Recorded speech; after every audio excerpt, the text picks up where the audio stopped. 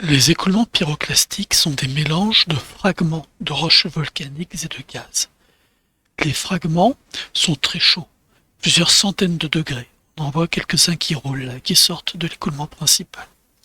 Le gaz peut être d'origine volcanique ou, généralement, de l'atmosphère chauffée par les fragments, par les roches chaudes. On ne s'en rend pas vraiment compte sur cette vidéo parce qu'on est loin. On voit des petits arbres là au premier plan. Les écoulements pyroclastiques se déplacent très rapidement à des vitesses dépassant largement les 100 km/h et ils sont particulièrement destructeurs. Les écoulements pyroclastiques sont formés de deux parties principales schématisées sur cette image. La partie sépia et la partie rouge ici. La base, qui est représentée ici en rouge et qu'on voit rarement pendant la mise en place, est un écoulement rocheux à haute température, formé à la fois de cendres très fines et de blocs qui vont rouler, qui vont glisser, qui vont rebondir sur la topographie. Les dépôts de la partie concentrée en particules rocheuses ressemblent à ça. Vous voyez ces blocs avec des blocs qui font quelques dizaines de centimètres. Vous avez ici le front d'un écoulement pyroclastique concentré au Tungurahua en Équateur. L'écoulement qui était parti du sommet du volcan s'est concentré dans la vallée qui est ici. Et vous avez plusieurs unités, dont une qui s'est arrêtée à cet endroit-là. Le même genre d'image, toujours sur le Tungurahua, où vous avez ces écoulements pyroclastiques, alors d'une partie un petit peu moins touchée, où ils ont été vraiment très concentrés dans certaines petites vallées avant de s'accumuler en pied de pente. Et puis vous avez ici des écoulements pyroclastiques sur le volcan Merapi en Indonésie, avec des blocs plus imposants et des particules plus fines pour cette éruption. Et en coupe, vous retrouvez ces blocs imposants. Alors c'est des blocs qui sont plus gros que le mètre cube, plusieurs mètres cubes dans ce cas-là. Vous retrouvez aussi ces particules fines et puis des dépôts très épais de plusieurs mètres, voire de plusieurs dizaines de mètres localement. La partie diluée est aussi appelée déferlante pyroclastique. Et contrairement à la partie concentrée que l'on ne voit pas, qui est à la base, cette partie diluée, elle, on la voit, elle est constituée de particules fines, inférieures au millimètre, à haute température, et ces particules sont maintenues en suspension par des gaz turbulents. Donc c'est un écoulement qui est très dilué, mais très chaud, très rapide. Vous voyez que ces écoulements sont très épais et les déferlantes pyroclastiques sont capables de s'échapper des vallées et de s'écouler sur les zones habitées, donc c'est un danger majeur pour les populations. Les grandes questions qui guident les recherches de notre équipe de volcanologie sont les suivantes. La première, pourquoi la partie concentrée est-elle si mobile ? Je vais vous expliquer que cette partie concentrée était formée de blocs de plusieurs mètres cubes et de cendres. Nous sommes ici à plus de 8 km du volcan et ces écoulements ont été capables d'arriver jusqu'à 8 km en partant du sommet, en longeant la colline ici et en s'écoulant jusque-là. À la fois la distance atteinte et puis la morphologie des dépôts, cette surface qui est très très plane, nous montre qu'on a quelque chose qui est capable de s'écouler très facilement, d'aller très loin, donc qui est dangereux pour les populations, et qui s'écoule bien plus que si vous prenez ces dépôts. Par exemple, à petite échelle, vous prenez des cendres, vous prenez des blocs, vous essayez de les faire s'écouler, leur mobilité sera moindre. Donc quel phénomène fait que nous avons une telle mobilité sur cette partie concentrée, constituée, je rappelle, de blocs et de cendres? La deuxième question est de savoir comment cette partie diluée se forme. Et où est-ce qu'elle se forme? Est-ce qu'elle se forme au niveau du sommet, lorsque par des explosions, par exemple, au niveau du sommet? Est-ce qu'elle est formée par la partie dense? Et où est-ce qu'elle peut se former? Et puis, la troisième question est de savoir si on peut modéliser numériquement ces phénomènes. Donc d'abord, bien les comprendre, et une fois qu'on les a compris, essayer de les modéliser pour mieux anticiper les risques volcaniques et participer à la création de cartes de risque, à la formation des populations et à de meilleures évacuations. Cet article publié en 2022 résume en partie nos recherches sur les écoulements pyroclastiques. Il se base sur un développement expérimental que nous avons réalisé en collaboration avec l'Observatoire de physique du globe de Clermont-Ferrand. Nous avons installé sur le terrain, sur le Merapi en Indonésie, et donc en collaboration également avec nos collègues volcanologues indonésiens, nous avons donc installé ces stations pour observer les dômes de lave. Alors c'est un autre sujet, j'en parlerai dans une autre vidéo, et les écoulements pyroclastiques qui sont associés. De jour, on reconnaît les écoulements pyroclastiques classiques, et de nuit, le gros avantage, c'est comme ces écoulements sont assez dilués, on arrive à voir au travers en pause longue et à observer le trajet des blocs. Alors ce n'est pas une coulée de lave, ce sont des blocs qui vont rebondir, on voit les trajectoires balistiques, qui vont rebondir, qui vont frapper la topographie, qui vont se briser en plusieurs morceaux et former des blocs de plus en plus fins. Ce qui est intéressant, c'est que ce mouvement de blocs que l'on observe sur le terrain semble être à l'origine de ces écoulements pyroclastiques, à la fois de la formation de la partie dense et de la partie diluée. Et la physique est relativement simple, puisqu'on arrive très bien à reproduire les impacts en utilisant la topographie numérique du volcan et en faisant rebondir des blocs sur cette topographie avec un simple modèle de trajectoire balistique, de frottement, de roulement et de choc.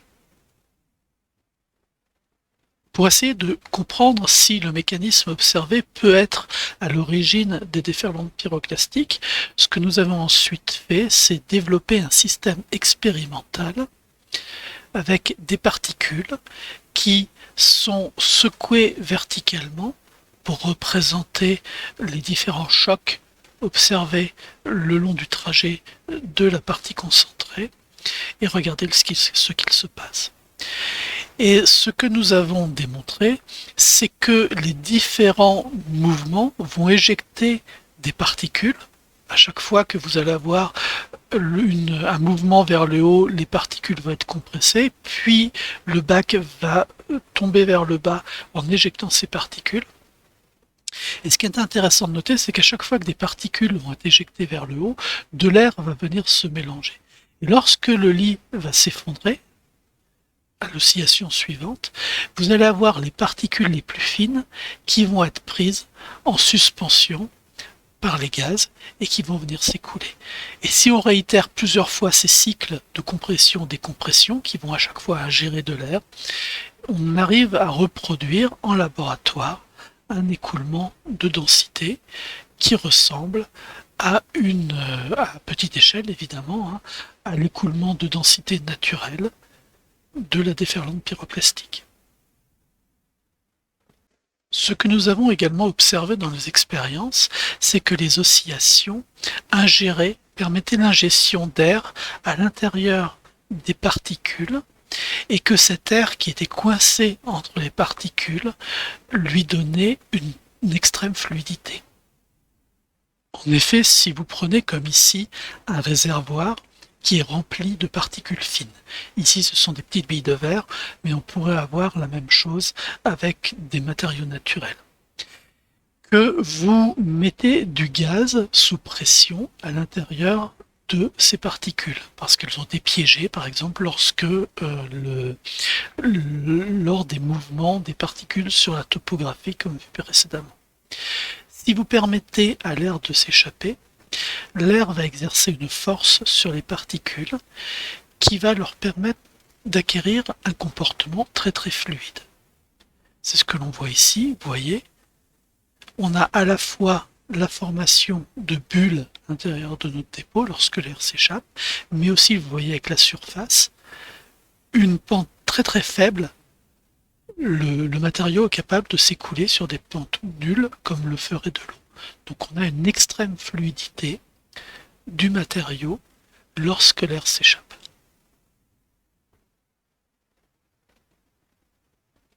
Et ce que nous avons donc fait, c'est mettre au point un modèle numérique d'écoulement pyroclastique dans lequel nous prenons en compte l'échappement des gaz et l'effet des gaz sur la fluidité. Et ce que nous avons tenté ensuite, c'est de regarder pour quelle conditions, à la fois de diffusion de l'air à travers le dépôt et puis lié évidemment à l'épaisseur du dépôt, on était capable d'atteindre les distances naturelles. Et ce que l'on voit en fait, c'est qu'il est tout à fait possible avec des paramètres réalistes d'atteindre les distances observées, même si ces distances sont grandes. Ici vous avez une distance depuis la source de ces écoulements, on est capable de parcourir plus de 10 km. Et donc, finalement, nous proposons le modèle suivant sur la genèse de ces écoulements pyroclastiques. Tout commence par des blocs qui vont rebondir, rouler sur les pentes, qui vont ingérer de l'air à chaque fois qu'il va y avoir une collision des blocs avec la topographie. Et puis ces blocs deviennent de plus en plus fins à mesure qu'ils dévalent la pente. L'air ingéré va permettre aux particules les plus fines de s'échapper de la partie dense et de créer la déferlante pyroclastique. La création de la déferlante pyroclastique est donc très très forte sur les pentes raides, c'est-à-dire vers le sommet du volcan, sur les 2, 3, 4 premiers kilomètres. Une fois que la topographie est plus douce, une fois que la pente est moins raide, les blocs vont avoir plus de mal à rebondir, à se cogner, à s'exploser. Par contre, on aura ingéré de l'air progressivement à l'intérieur de ce dépôt dense, de ce dépôt concentré. Et cet air va doucement se fluidiser, va doucement s'échapper et va permettre une très très grande fluidité à l'écoulement pyroclastique dense et va lui permettre d'atteindre de très très grandes distances. Donc, pour résumer, la puissance destructrice des déferlantes serait liée à la topographie. Plus la pente est forte, plus il y a de falaises, plus les déferlantes seraient puissantes et plus elles seraient destructrices. Donc ce sera un élément essentiel à prendre en compte pour les menaces des populations. De même, la puissance des déferlantes pourrait se trouver augmentée si brutalement les écoulements denses, qui ont atteint les faibles pentes des zones aval, passaient des falaises, par exemple. Et là, on pourrait avoir un regain des destructions et des zones habitées, alors que avant la falaise, par exemple, les destructions seraient moindres. En plus des travaux de terrain et des travaux fondamentaux de laboratoire, notre équipe travaille également sur la modélisation numérique de ces phénomènes. On le voit ici en bleu, il s'agit de la déferlante pyroclastique, le mélange dilué qui va perdre ses particules et qui va finir par disparaître. Puis peut-être plus difficile à voir sur cette simulation, la partie rouge qui est ici, qui est la partie dense, la partie concentrée en particules avec ces gros blocs de l'ordre du mètre cube et qui va se trouver canalisée au fond des vallées principales. Cet article de 2017 présente les bases théoriques de ce modèle, basé sur la conservation de masse et la quantité de mouvement. Je ne vais pas détailler les équations, mais le principe, c'est de comprendre qu'on modélise à la fois la partie dense, donc avec ces blocs qui peuvent atteindre le mètre cube, plusieurs mètres cubes, et puis la partie diluée, la déferlante pyroclastique, et entre les deux, des lois d'échange.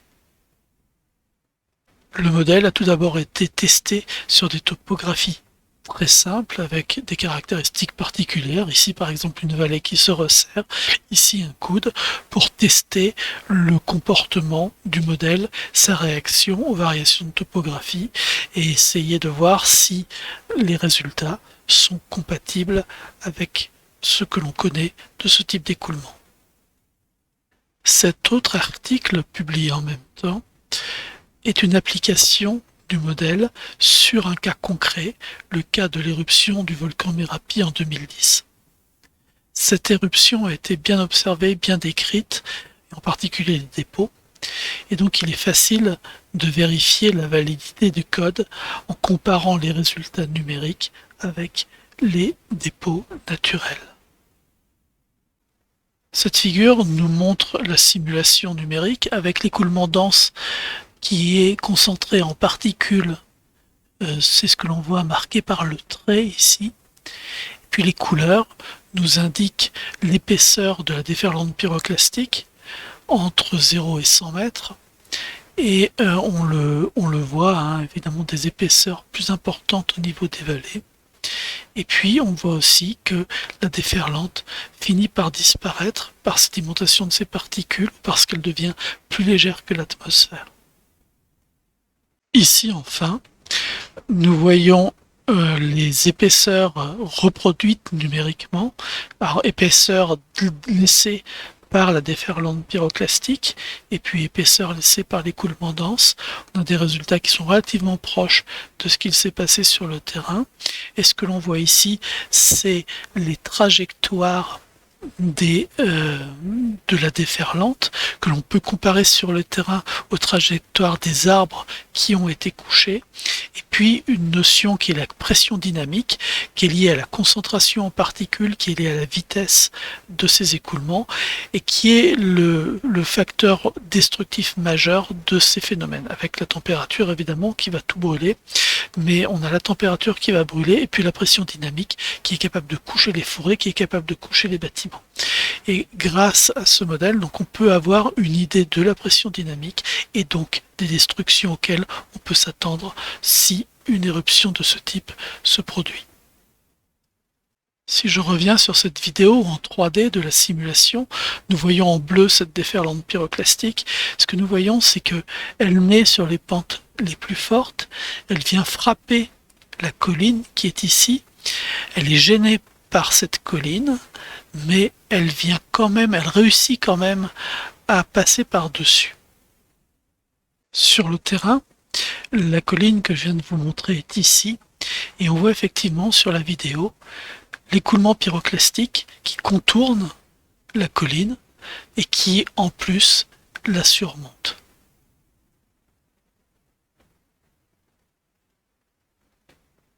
Nous avons ici une vue du Merapi après l'éruption de 2010, avec tous les arbres qui ont été couchés par la déferlante, la colline dont je vous parlais précédemment, et puis les écoulements denses qu'on ne voit pas très bien ici, les écoulements concentrés en particules les plus grosses qui ont longé, donc qui sont canalisés dans les vallées qu'on ne voit pas ici sur les plateaux.